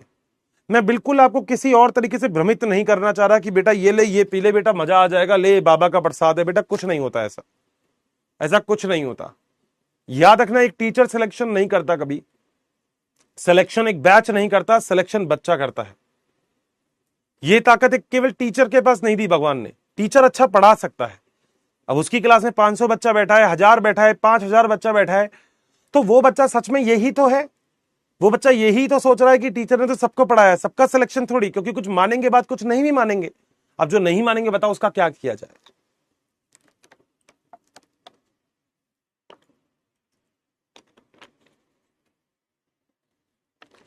कोई बात नहीं, ठीक है। हाँ, तो बस बात याद रखो, जो मैं बोल रहा हूं बस वो वाली बात याद रखो, फालतू का कुछ मत सोचो दोस्त। मतलब लिटरली आज मैं पढ़ा रहा हूं, उससे ज्यादा इंपॉर्टेंट ये है कि आप पॉजिटिव माइंडसेट से रहो, बिल्कुल बढ़िया तरीके से रहो। मतलब लिटरली मन में कोई बात है, देखो मैं तो उठपटांग कुछ भी रील बनाता रहता हूं, तो रील देख लिया करो जाके मेरी, मैं वो डालता भी केवल तुम्हारे लिए हूं, केवल तुम लोगों के लिए, और किसी के लिए नहीं। मुझे लगता है कि यार आप टेंशन में आ जाते होंगे तो ठीक है, क्योंकि हर टाइम पे पढ़ाई पढ़ाई नहीं ना, इसको रिलैक्स रखो, दिमाग को बढ़िया तरीके से रिलैक्स रखो। घर वालों से बात करो बढ़िया, कोई लोड नहीं है, बढ़िया बात करो घर वालों से, मम्मी पापा से बात करो, ठीक है ना। वो चलिए ना, वर्तमान आंखों का धोखा है। चलो आज एक गाना सुनाऊंगा तुम्हें, बहुत बहुत बढ़िया लगता है मुझे, ठीक है, बहुत बढ़िया गाना लगता है। मतलब पुराने बच्चों को तो सुना रखा है, मैं कुछ ही गाने गाता हूं तो मेरे को वही अच्छे लगते हैं, ठीक है। आज एक गाना सुनाऊंगा केवल तुम लोगों को, ठीक है ना। ओके चलो आ जाओ। टेंशन मत लिया करो, बस पढ़ाई किया करो, पढ़ाई करना तुम्हारा तुम्हारा बस एक ही कर्म है, पढ़ाई करो। तुम ये मत देखो कि तुम सिलेक्शन होगा क्या नहीं होगा, वो तुम्हारे हाथ में है ही नहीं, मगर पॉजिटिव रहना, पॉजिटिव रहना। रिजल्ट कुछ भी रहे, अगर ज्यादा है तो रिजल्ट कुछ भी रहे ना, मुझसे बात करना आराम से, टेंशन फ्री। रिजल्ट तुम्हारा कुछ भी रहे, मुझसे बात करना आराम से, अपनी किसी भी फैकल्टी से बात करना, कोई दिक्कत नहीं है दोस्त, हम बैठे तो हैं तुम्हारे साथ, मैं हूं ना तुम्हारे साथ, क्यों टेंशन लेते हो। तुम विश्वास करो कि मैं पढ़ाई में इंटेलिजेंट नहीं था, अगर मैं यही सोच लेता कि मेरे से ज्यादा इंटेलिजेंट बच्चे क्या कर रहे हैं तो आज क्या मैं आपको पढ़ा पाता, नहीं ना। तो आप सोचो मत, ज्यादा ज्यादा आगे की मत सोचो, बस मेहनत करो। आपके हाथ में एक काम है, मेहनत करना, मेहनत करो, अपना 100% दो, बस यही है आपके हाथ में। रिजल्ट क्या आएगा तुम सब कुछ थोड़ी डिसाइड करोगे भाई, है ना, तो सब कुछ नहीं करना, ठीक है। ओके ठीक है, अरे कोई बात नहीं, कोई बात नहीं, घर वाले सबके अच्छे होते हैं, कभी कभार मानते हैं, सब मान जाते हैं, कोई दिक्कत नहीं, बट चिल मारो यार, मस्त रहो, एक एग्जाम ही तो है, हो जाएगा। नीट एक एग्जाम ही तो है, हो जाएगा, उसमें टेंशन काहे की है, ठीक है। हाँ मस्त रहो, आज एक और डालूंगा बढ़िया सी, ठीक है, कल तुम लोगों के लिए डालूंगा इंस्टाग्राम पे, आज तुम लोगों के लिए कोशिश करूंगा लाइव आऊं, देखता हूं आज, ठीक है, पक्का। अभी जिम जाऊंगा इसके बाद, तो वहां से लाइव आता हूं, केवल तुम लोगों के लिए आऊंगा, ठीक है ना। बस चिल मारो यार, मस्त रहा करो, ऐसे टेंशन नहीं लेने का फालतू का, ठीक है। बस पढ़ाई में ध्यान लगाओ अपना। मैं तभी आपसे बोल रहा हूं, अगर किसी बच्चे ने, हो सकता है इस ये मैं अब एकदम से इतना पूरा चैप्टर ऐसे नहीं समझा सकता ना, मैंने लेक्चर में इसको समझाया, तो आप चाहो तो 2.0 का लेक्चर अगर आपके पास है तो बढ़िया है, नहीं तो 2.0 के लेक्चर में शायद मिल जाएगा, देख लो आराम से। नहीं है तो माइंड मैप पड़ा हुआ है, इंग्लिश में है, मगर तुम्हें पूरा समझ में आ जाएगा 40-50 मिनट में। ये फिर एक कमेंट और छोड़ देना नीचे, अच्छा सा अर्शी सर मजा आ गया, ऐसी तो बात होती है, ठीक है ना। बढ़िया करो, सब मजा करो, मेरे ही नाम से सर्च करोगे तो आ जाऊंगा मैं, और मस्ती, कुछ नहीं, पढ़ाई नहीं, वहां पढ़ाई नहीं, कभी पूरा पढ़ लिए 10 घंटे पढ़ लिए, 10 मिनट के लिए देख लो, कोई दिक्कत नहीं है। घर वालों ने मना करा है तो मत देखो, फिर नीट के एग्जाम के बाद देखेंगे, बट माइंड को रिलैक्स रखो, घर वालों से बात करो, मुझसे बात करो, माइंड रिलैक्स रखो। मैं आया इसलिए हूं लाइव। अब कई लोग कहते हैं रिकॉर्डेड है, बेटा 5:10 हुए हैं और 10 तारीख है, चौथा महीना है, अब बताओ और कैसा लाइव होगा।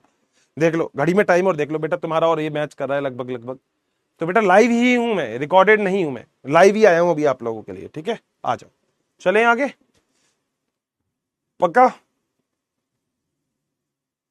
अरे डरो मत भाई, मस्त रहो, डरो मत, आ जाओ। ये वाला चैप्टर मैं आपको ज्यादा इंटरप्रिटेट नहीं करूंगा, क्योंकि इस चैप्टर में आपको पता है कि आपको कंफ्यूज नहीं करना चाह रहा मैं, बस ठीक है। यहाँ पे कई सारे एक्सपेरिमेंट है, डीएनए की संरचना, यहाँ पे ये सारे के सारे जो ऑप्शन है, यहां से क्वेश्चन बहुत प्यारा बन सकता है, आप लोगों को पता होना चाहिए, अच्छा क्वेश्चन बनेगा यहाँ से, और बहुत ही प्यारा क्वेश्चन बनेगा। पॉलीन्यूक्लियोटाइड की संरचना क्या होती है आपको पता होना चाहिए। मैं वर्ड बोलता हूं, न्यूक्लियोटाइड क्या होता है, न्यूक्लियोसाइड क्या होता है। टाइड में सारे आ जाएंगे बेटा, क्योंकि टीवी में ऐड आता है, नहीं जैसे व्हाइट हो तो टाइड हो, सुना है ऐड। जैसे एक उसका भी ऐड आता था, किसका ऐड आता था, वो उसका ऐड आता था, ओहो गीतिका जी आइए आइए, लीजिए आपका सब सामान तैयार। गीतिका जी बोलती है ये नहीं, वो निरमा सुपर नीली डिटर्जेंट टिकिया।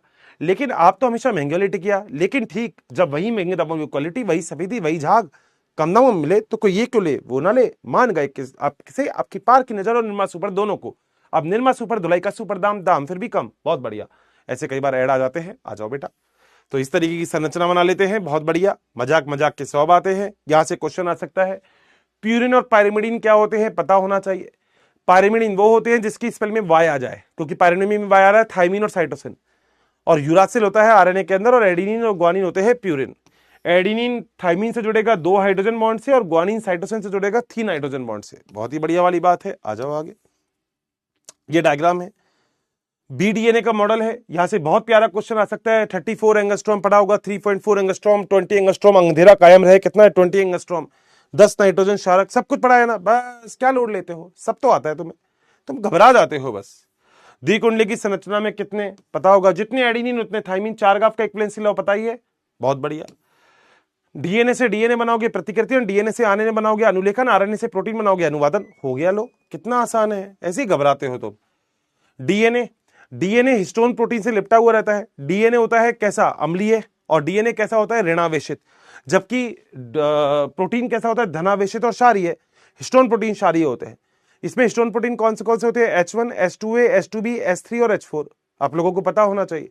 अब मैंने देखो इंग्लिश में तो दोस्तों ये बहुत अच्छे से पढ़ाया है, मतलब हिंदी में भी नो डाउट पढ़ाया है, बट मैं आपको दिखाता हूं। देखो ये यहां पे ना, ये कहां गया कहां गया कहां गया, मॉलिक्यूलर, देखो कुछ इस तरीके का है। अगर आप ध्यान से देखोगे तो वैसे इंग्लिश में, मगर आपको समझ में आ जाएगा। ये ऐसा हिस्टोन प्रोटीन होता है, H2A, H2B, H3 और H4, इसके ऊपर ये डीएनए लिपटा हुआ रहता है। एक डीएनए हिस्टोन प्रोटीन के ऊपर 1.75 या 1/3/4 टाइम टर्न करेगा, बिल्कुल सही बात है। यहाँ पे कितने नाइट्रोजन बेस कितने बेस पेयर होते हैं, 200 बेस पेयर होते हैं, क्वेश्चन आ सकता है।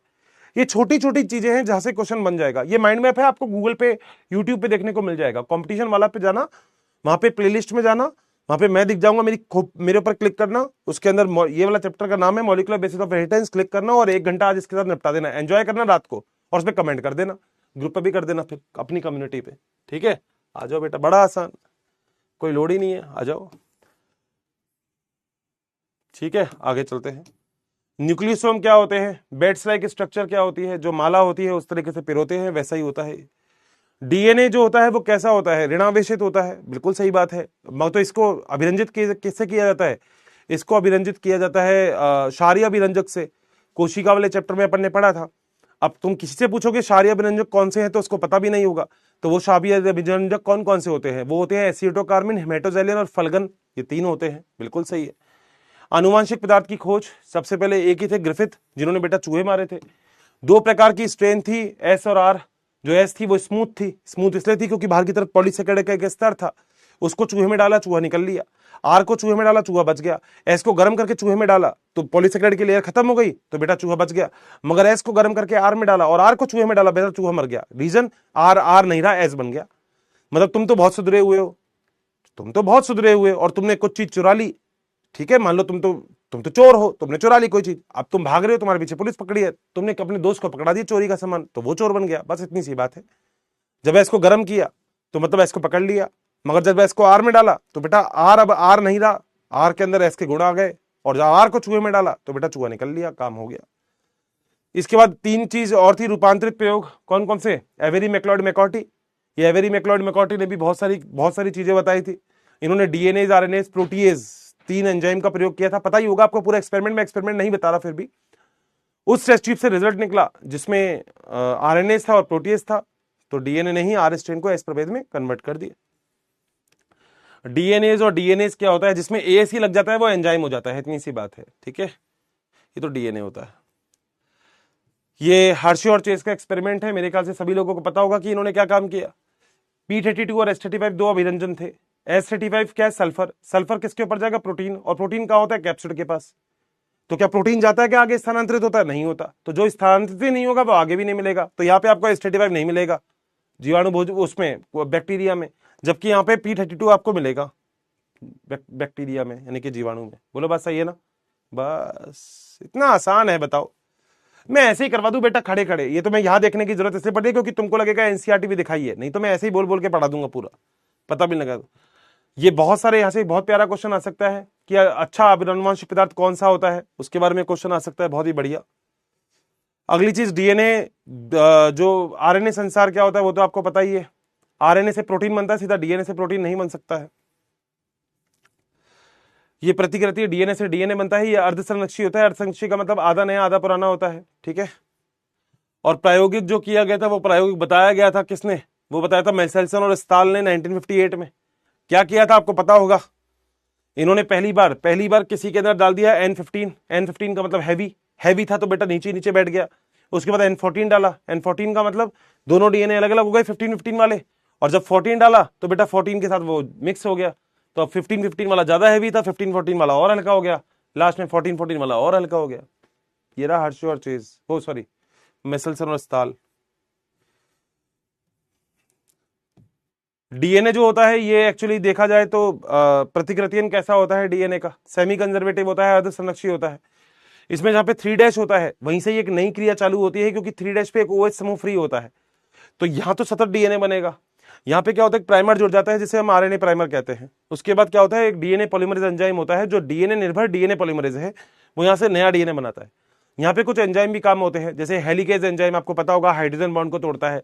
जैसे यहाँ पे और भी बहुत सारी चीजें होती है, मतलब बोलने वाली बात है, और भी बहुत सारी चीजें होती है। हेलिकेज एंजाइम तो आपको पता ही है। एसएसबी प्रोटीन होते हैं जो दोनों डीएनए को अलग अलग करने का कार्य करते हैं, ठीक है। ये सारी चीजें बड़ी इंपॉर्टेंट है। ये वाली डीएनए कंटिन्यू चलेगा तो सतत होगा, दूसरा वाला असतत होगा। ये लीडिंग स्ट्रैंड है, ये लैगिंग स्ट्रैंड है, ये असतत बनता रहता है। यहाँ पे ओकाजाकी खंड बनते हैं जिसको बाद में डीएनए लाइगेज के द्वारा और पॉलीमरेज एंजाइम के द्वारा हम सील कर देते हैं, भर देते हैं, वो सारी चीजें हैं।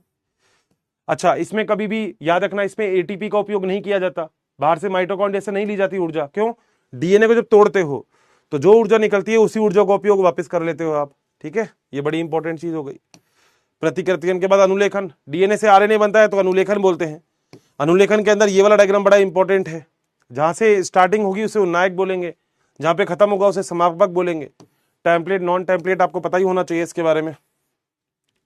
इंट्रॉन एक्सॉन आप जानते हो, इंट्रॉन वो है जो आपके काम के नहीं है। मैंने बोला ये इंट्रॉन है, तो जो आपको समझ में नहीं आ रहा वो इंट्रॉन है। इंट्रॉन को हटाना, एक्सॉन को एक साथ जोड़ना, उसे ही हम स्प्लाइसिंग की अभिक्रिया कहते हैं। बिल्कुल सही बात है, स्प्लाइसिंग की अभिक्रिया। आरएनए का निर्माण हो जाएगा। आरएनए का निर्माण कैसे होगा? जो बहुत सारे एंजाइम है आरएनए पॉलीमरेज, उसमें कई सारी चीजें होती है, जैसे alpha, alpha dash, beta, beta dash, omega. उसके बाद सिग्मा कारक जुड़ जाता है तो ये सक्रिय हो जाता है, जिससे नया डीएनए बन जाता है यहाँ पे बहुत ही बढ़िया तरीके से, ठीक है ना। बेटा पढ़ लो, बेटा पढ़ लो, पढ़ लो बेटा पढ़ लो, ये सारा काम हो जाएगा। यहां से बेटा बहुत प्यारा क्वेश्चन आ सकता है, ये वाले पेज से बढ़िया क्वेश्चन खड़ा हो सकता है यहाँ पे। ये बेटा स्प्लाइसिंग है, कैपिंग और टेलिंग लग जाती है। कैपिंग लग जाती है हमेशा 5' पे, टेलिंग लग जाती है पॉली ए टेल लगती है 3' पे। जो कैपिंग होती है वो 5' पे मिथाइलोसिन ग्वानोसाइन लग जाता है, जी लग जाता है, तो यहां से कोई भी एंजाइम काट नहीं पाता। सही बात है ना, लाइव ही है बेटा, लाइव है, लाइव है बेटा।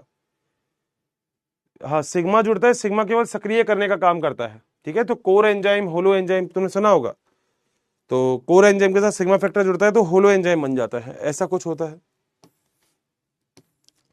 आनुवंशिक कूट आपको पता होना चाहिए। आनुवंशिक कूट क्या होते हैं? त्रिक होते हैं आनुवंशिक कूट, ठीक है। ये त्रिक कूट होते हैं आनुवंशिक कूट। कॉमालेस होते हैं, यूनिवर्सल होते हैं, नॉन एम्बिजियस होते हैं। टोटल मिला के 64 कोडॉन होंगे जिनसे अमीनो एसिड बने होंगे, ठीक है। इसके अंदर से 3 स्टॉप कोडॉन होंगे। कौन कौन से? यूए, यूएजी और यूजीए, 3 स्टॉप है, बाकी सबके सब कोड कर रहे हैं। आनुवंशिक कूट, आनुवंशिक कूट के बाद एक और चीज आएगी, लैक ऑपेरॉन। ट्रांसलेशन तो आपको पता ही होगा, ईपीए 3 साइट होती है। एक क्वेश्चन याद रखना कि पहला का पहला जो टीआरएनए होता है वो पहले पी साइट पर जुड़ता है, ये जरूर याद करना, और लॉन्ग चेन बन जाती है अमीनो अम्लों की, ठीक है। मैं टेलीग्राम को बता दूंगा मैं, अभी रुक जाओ। तो ये बस चीजें हैं। इसके अंदर फिर आगे चलोगे तो आपको जीन अभिव्यक्ति का नियमन मिलेगा जो जैकब और मोनार्ड ने दिया था। इसमें आपको पता होना चाहिए लैक ऑपेरॉन, लैक्टोज ऑपेरॉन होता है। 3 जीन होते हैं, जेड वाई ए बनाते हैं बीपीटी, बीटा गैलेक्टोसाइडेज, परमिएज और ट्रांसएसिटाइलेज। इसमें एक स्विच ऑन होता है, एक स्विच ऑफ होता है। कैसे प्रोटीन का निर्माण करना है वो बड़ा इंपॉर्टेंट है यहाँ पे, ठीक है। उसके बाद दो चीजें और है जिसमें एक डीएनए फिंगरप्रिंटिंग है, ठीक है। इसके अलावा एक ह्यूमन जीनोम प्रोजेक्ट है। देखो एक बात समझना, ये चैप्टर थ्योरेटिकल बहुत स्ट्रांग है, यहां से थ्योरी वाले क्वेश्चन भी बहुत अच्छे आ सकते हैं क्योंकि ह्यूमन जीनोम प्रोजेक्ट है, वहां से क्वेश्चन बन सकता है। एसएनपी क्या होता है, सिंगल न्यूक्लियोटाइड पॉलीमॉर्फिज्म क्या होता है, क्वेश्चन बन सकता है। स्टेप इनमें से कौन सा है, हो सकता है। ब्लॉटिंग क्या होती है, आ सकता है क्वेश्चन। तो छोटी छोटी बहुत सारी चीजें हैं।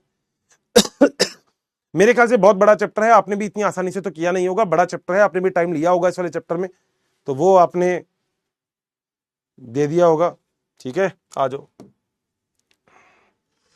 आओ बच्चों तुम्हें दिखाएं आगे क्वेश्चन।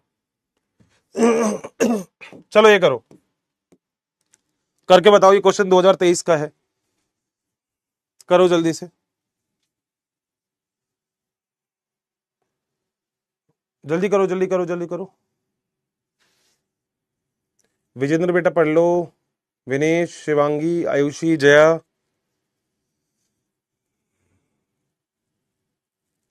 इस चैप्टर को क्वेश्चन आंसर से करो, थ्योरी से नहीं, क्वेश्चन आंसर से करो इस चैप्टर को, ठीक है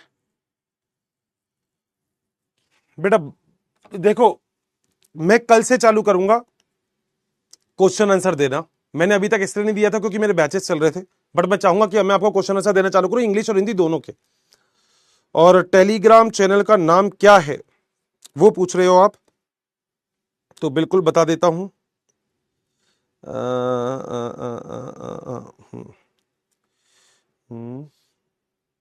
ये बेटा स्कैन कर सकते हो, अगर स्कैन हो जाता है तो। ये लिखा हुआ है हर्षित सर पीडब्ल्यू के नाम से है, ठीक है। ये रहा टेलीग्राम का चैनल, इसमें ऊपर स्क्रॉल करोगे तो बहुत सारे क्वेश्चन आंसर मैंने पहले भी दिए हुए हैं, तो आप चाहो तो वो भी कर सकते हो, ठीक है ना। ये रहा, ले लेना, स्कैन कर लेना, डन है। चले अब आ जाओ, प्रोकैरियोटिक में फटाफट से क्वेश्चन कर लेते हैं, टाइम बिल्कुल नहीं लगाएंगे। प्रोकैरियोटिक में धनात्मक आवेशित डीएनए ऋणात्मक आवेशित प्रोटीन के साथ बंधकर, जिसे केंद्रिका आप कहते हैं, गलत है बेटा। यूकैरियोटिक में ऋणात्मक आवेशित डीएनए धनात्मक आवेशित हिस्टोन प्रोटीन से अष्टक से जुड़ता है, बिल्कुल सही है। तो एक तो गलत है, बी और सेकंड सत्य है। अगला क्वेश्चन, अगला क्वेश्चन आपके पास है कि कॉलम एक को जो है वो कॉलम बी से आपको सुमेलित करना है, जरा देख लेते हैं। बैक्टीरिया का जो 5x174 है वो 5386, बड़ा प्यारा क्वेश्चन है 2022 में, मैं अभी भी बोल रहा हूं ये नीट में आ सकता है इस बार भी, ये 2025 का भी बन सकता है क्वेश्चन, ठीक है। ए का सेकंड है बेटा, ए का सेकंड देख लो। बी का क्या है, बी का 4 होना चाहिए, ठीक है, तो यही होना चाहिए बी। डीएनए कैसा होता है, एक डीएनए में अणु की लंबाई 1.1 मीटर है। देखो आप कंफ्यूज मत होना, अगर 2.2 मीटर है तो 6.6 हो गया, अगर 1.1 है तो 3.3 हो गया, ठीक है। अगुणित हो गई ना कोशिक। डीएनए से डीएनए बनना, ये तो हो गया प्रतिकृतियन, ये हो गया अनुलेखन, और ये हो गया अनुवादन, बस इतनी सी बात है। अच्छा, रिवर्स जो ट्रांसक्रिप्शन होता है वो सेंट्रल डोग्मा का पार्ट नहीं है। सेंट्रल डोग्मा के लिए आपने पढ़ा होगा प्रतिकृतियन, अनुलेखन, अनुवादन, सेंट्रल डोग्मा है ये, ठीक है। कि वॉटसन ने बताया था, क्रिक ने, आई थिंक केवल क्रिक ने बताया था, वॉटसन का कोई रोल नहीं था इसके अंदर। एक डीएनए में एडेनिन 30% है बेटा, याद रखना जितने एडेनिन होंगे उतने ही थाइमिन होंगे, तो अगर एडेनिन 30% है तो ये भी 30% होगा, तो टोटल मिला के 60% तो हो गए। वो पूछ रहा है ग्वानिन कितने होंगे, तो देखो थाइमिन तो हो गए 30%, बचा कितना, 100 में से 60 निकालोगे तो 40, 40 में 20% ये होगा, 20% ये और 20% ये।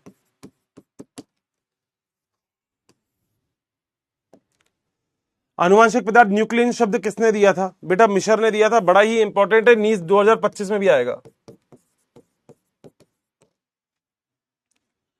डीएनए में पॉलीन्यूक्लियोटाइड श्रृंखला एक नाइट्रोजन क्षारक से ओएच से जुड़ा होता है, पहले कार्बन से।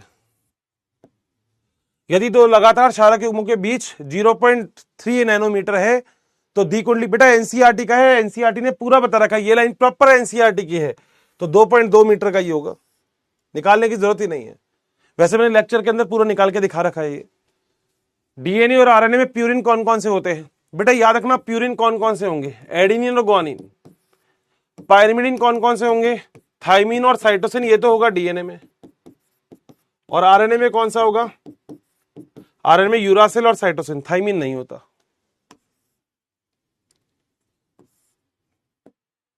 डीएनए में खंड कैसे होते हैं? ऋणावेशित होते हैं।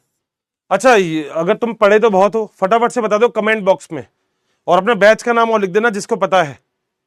2.0 वाला तुमको तो पता होना चाहिए, तुम्हें तो मैंने पढ़ाया। डीएनए नेगेटिव क्यों होता है? डीएनए ऋणावेशित क्यों होता है? बताओ जल्दी से, फटाफट से आंसर बताओ। डीएनए ऋणावेशित क्यों होता है, इसका आंसर बता दो। आंसर बताओ।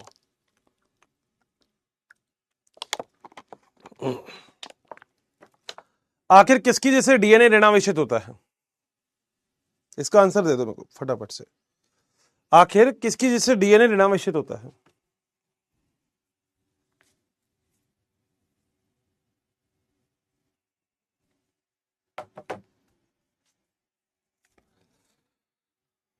हाँ, फॉस्फेट की वजह से।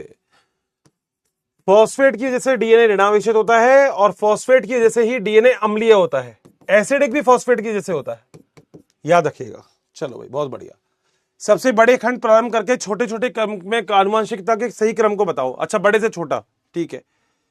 जीनोम सबसे बड़ा, जीनोम सबसे बड़ा है, फिर जीन है, फिर न्यूक्लियोटाइड है। डी आंसर होना चाहिए। ये तुम कर रहे ना भाई, बताने की जरूरत नहीं है, तो निकाल दोगे। अच्छा, ये वाली चीज केवल डबल स्टैंडर्ड डीएनए में ही होगी, सिंगल स्टैंडर्ड में नहीं, एकल श्रृंखला में ही होगी हमेशा, ठीक है। इसका आंसर तुम निकालना, फटाफट से बता दो। चलो बता ही दो। 17% अगर साइटोसिन है, 2015 में आया क्वेश्चन है, बता दो जल्दी।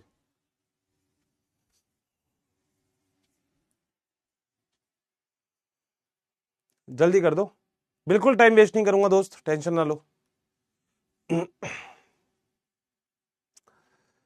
जितना साइटोसिन होगा उतना ही ग्वानिन होगा, तो 17% साइटोसिन, तो 17% ही ग्वानिन होगा। 17 17 कितने हो गए? 34। 34 के बाद 33, 33 बी आंसर आना चाहिए।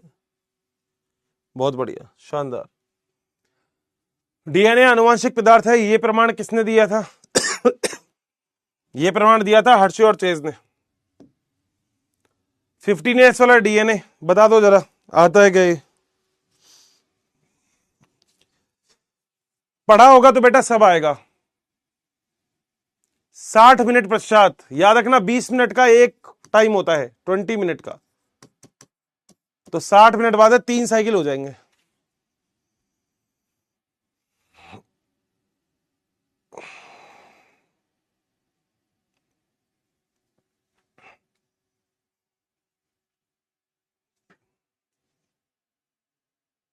सी आंसर होगा, है? सी आंसर होगा। ये तुम्हारा होमवर्क है, तुम करके आना। ये होमवर्क है तुम्हारा, अगली क्लास में बताऊंगा। सी आंसर होगा क्या? ये बी होगा या सी होगा? ये तो गलत है, ए और डी। अब बता दो। दोनों गलत है, ए भी गलत है, डी भी गलत है। जल्दबाजी क्यों करते हो? आराम से करो, मुझे पता है तुम्हारी मैथ वीक है, आराम से करो। सी होगा आंसर।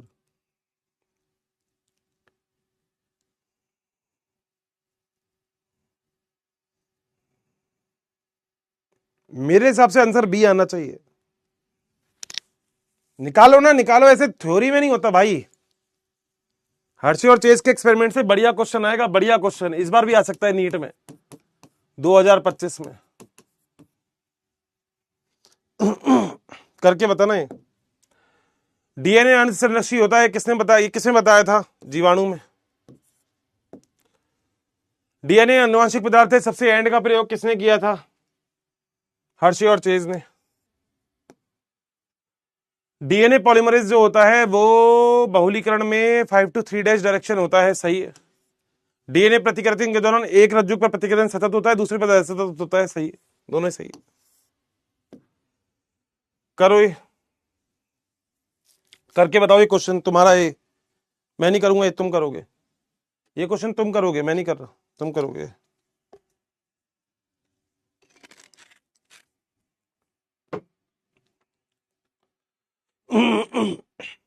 तुम ही करोगे। जल्दबाजी मत करना भाई, कोडिंग पूछा है, कोडिंग पूछा है, जल्दबाजी मत करना। चलो मैं तुम्हें हिंट दे रहा हूं, ये तुम्हारा होमवर्क है, इसका आंसर जो है वो डी है। बताओ बेटा क्या पूछा है, कोडिंग रज्जुक पूछा है, कोडिंग रज्जुक पूछा है बेटा, कोडिंग पूछा है। जल्दबाजी मत करो भाई, जल्दबाजी मत करो, मैं फिर बोल रहा हूं जल्दबाजी मत करो। मुझे पता है तुमको सब कुछ आता है, मगर इतनी जल्दबाजी मत करो कि दिक्कत हो जाए, जल्दबाजी मत करो। करना पड़ेगा दोस्त, बैठोगे तो करोगे तो ही होगा, ये ऐसे नहीं होगा। जैसे देखो मैं ये वाला क्वेश्चन तुम्हें करके बताता हूं, ये वाला क्वेश्चन कैसे होगा जरा देखो।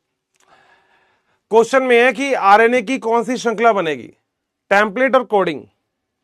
बेटा डीएनए बनता है टेम्पलेट के लिए, मगर बनता है कोडिंग के लिए, ये वाली चीज आपको याद रखनी है।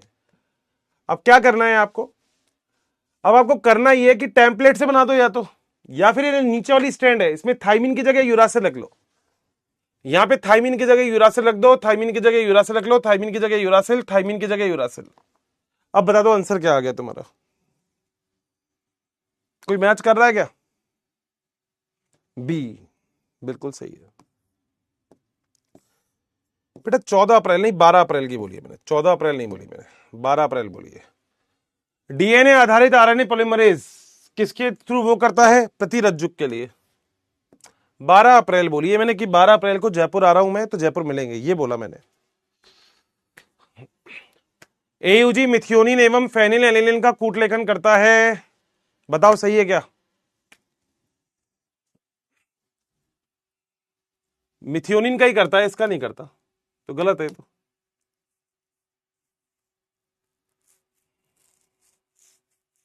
ये सही है, डी आंसर होना चाहिए।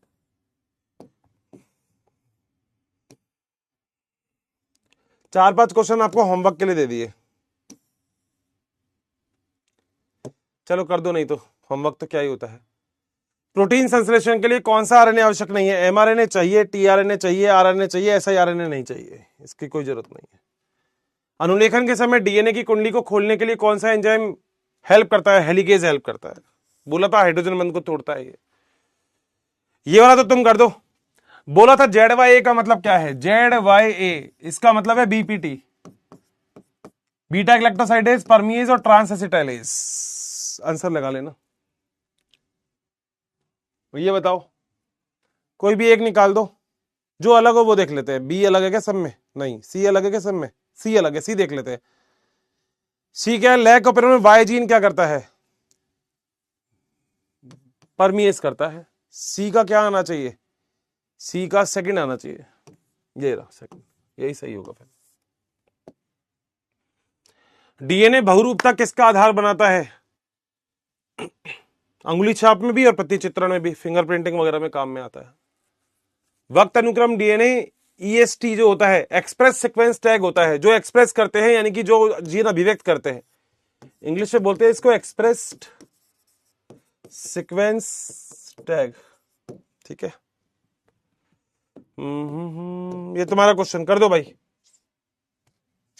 तुम्हारा क्वेश्चन है, कर दो।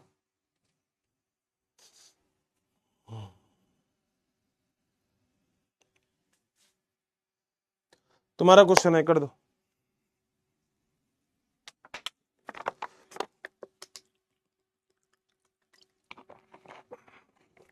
पता है तुम लोगों को बस अब एक काम करना है, अपने ऊपर, टीचर के ऊपर ट्रस्ट रखना है आपको।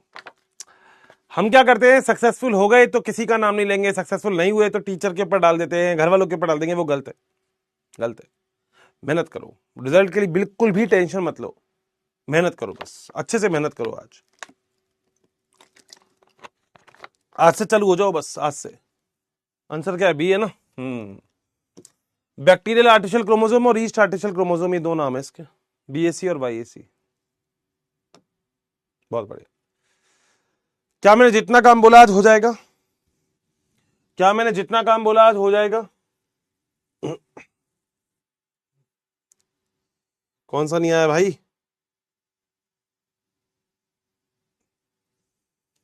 बस बस बस, टेंशन मत लो, बस बिल्कुल भी टेंशन नहीं लेना है।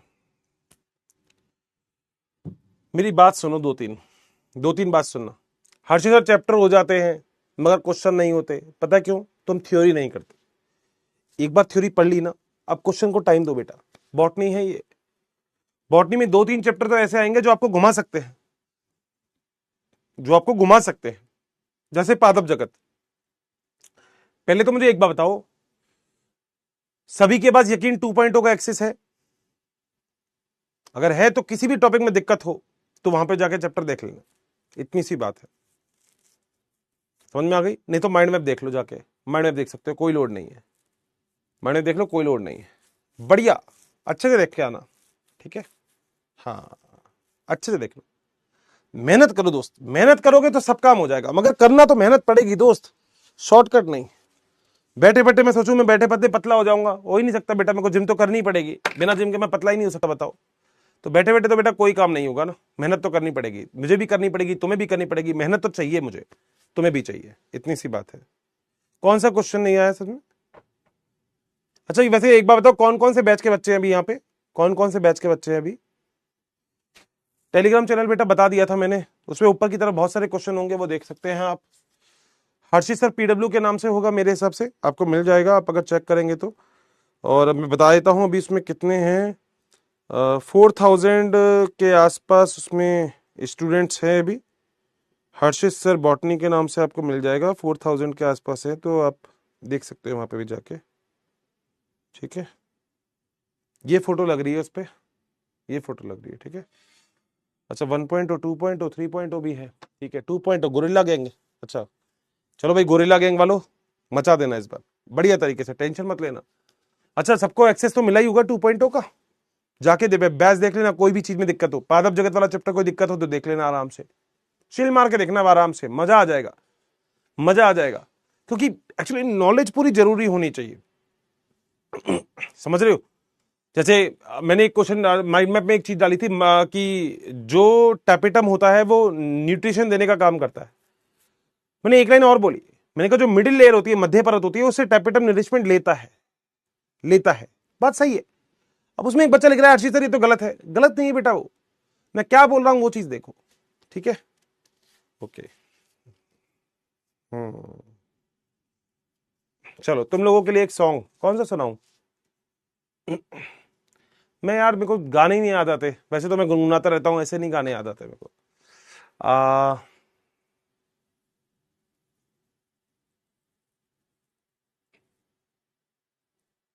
कौन सा गाना गाऊं?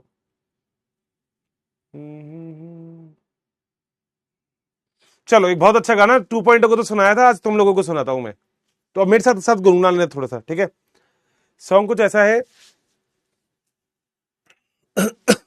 थोड़ा गला खराब है तो सहन कर लेना, आवाज अगर बेकार हो तो, ठीक है ना? हाँ, आवाज बेकार हो तो ठीक है। तमिल में गाऊं, भोजपुरी नहीं आती बेटा। चलो एक गाना सुनाता हूँ। हम्म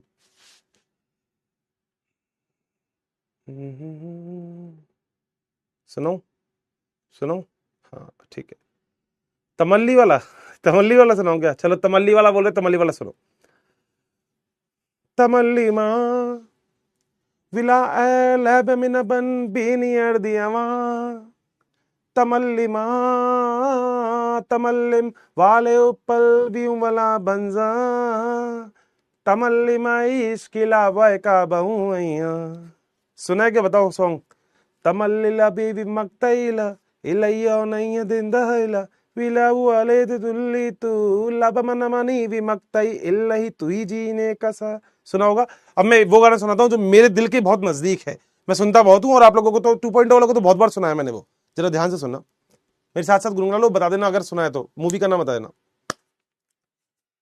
मेरे अश्क कह रहे मेरी कहानी, इसे समझो ना तुम सिर्फ पानी। मेरे अश्क कह रहे मेरी कहानी, इसे समझो ना तुम सिर्फ पानी। रो रो के आंसुओं के तार धुल जाएंगे, इनमें वफा के रंग आज घुल जाएंगे। पास तुम रहोगे दूर अब न होगे, करेंगे ना तुम पे सितम। सुना गाना? दिल दे दिया है जान तुम्हें देंगे, दगा नहीं करेंगे सनम। एक और पैराग्राफ सुनाऊं? आवारगी में बन गया दीवाना, मैंने क्यों सादगी को नहीं जाना। चाहत यही है कि इस कदर प्यार दूं, कदमों में तेरे मैं दो जहां वार दूं। चैन मेरा ले लो, खुशी मेरी ले लो, दे दो मुझे दे दो सारे गम। ये लाइन तुम लोगों के लिए, दिल से, केवल तुम लोगों के लिए। मेरे साथ साथ गुनगुना सकते हो, घर के आसपास मम्मी पापा हो तो मत गुनगुनाना, मेरे साथ। दिल दे दिया है जान तुम्हें देंगे, दगा नहीं करेंगे सनम। हो रब दी कसम यारा, रब दी कसम, दिल दे दिया है जान तुम्हें देंगे, दगा नहीं करेंगे सनम। दिल दे दिया है जान तुम्हें देंगे, दगा नहीं करेंगे सनम। बहुत बढ़िया, ठीक है। तो thank you so much, have a nice day, bye bye, take care, अपना ख्याल रखना। ये केवल गाना आप लोगों के लिए था, 2 मिनट का बस सॉन्ग, तो इसमें मजा जैसा भी है बढ़िया है। थैंक यू सो मच, बहुत सारा प्यार, पढ़ते रहना, मस्त रहना, स्वस्थ रहना, पढ़ाई करते रहना, टेंशन बिल्कुल नहीं लेनी है, बस पढ़ो। डेली क्या करना है उसका टारगेट बनाओ, डेली डेली करे जाओ, निपटाए जाओ, कंप्लीट किए जाओ, कोई टेंशन ही नहीं है। तुम कर दोगे, मुझे पता है, मुझे पता है तुम बहुत बढ़िया करके आओगे पेपर, कोई टेंशन नहीं है, कैसी भी कोई दिक्कत नहीं है। कोई भी बात हो तो मेरे तक मैसेज पहुंचा सकते हो, कोई दिक्कत नहीं है। अगर हो पाया आपको मैसेज पक्का करूंगा। बाकी मस्त रहो, स्वस्थ रहो, पढ़ते रहो। बॉटनी कोई टेंशन नहीं है, दिक्कत हो लेक्चर जाके देख लेना आराम से, कोई लोड मत लेना बिल्कुल भी। फिर बोल रहा हूं, बढ़िया से एग्जाम देना, बस तैयारी बढ़िया करना। दुनिया क्या बोलती है उससे फर्क नहीं पड़ता। कई लोगों को मेरी आवाज समझ में नहीं आई होगी, अच्छी नहीं लगी होगी, कोई बात नहीं भाई, मैं सिंगर नहीं हूं, मैं तो केवल तुम लोगों के लिए गाया। अगर हंसी भी आई तो भी मजा आ गया, मेरे को तो बढ़िया लगा। तुम अगर मेरी आवाज सुन के हंसे भी ना, अगर हंसे भी, अरे क्या बेकार गा रहे हो, तो भी मजा। तुम्हें कुछ तो बेकार लगा, कोई दिक्कत नहीं है, हंसी तो आ गई ना बस गाना सुन के, बस इतनी सी बात है। थैंक यू सो मच, बहुत सारा प्यार, bye bye, take care, love you, love you. Gorilla gang, gorilla gang इस बार दम दिखा के रहेगी, याद रखना। पॉजिटिव माइंडसेट से जाना बस पेपर देने के लिए, अच्छे से अपनी मेहनत पे विश्वास रखो, बस बाकी और कोई भी चीज नहीं है, ठीक है। बाय बाय, टेक केयर, बहुत सारा प्यार, thank you, thank you, bye bye. और जो बोला ना उनको याद रखना, जो जितनी भी बात बोली वो याद रखना, पढ़ना है, डेली पढ़ना है, ठीक है।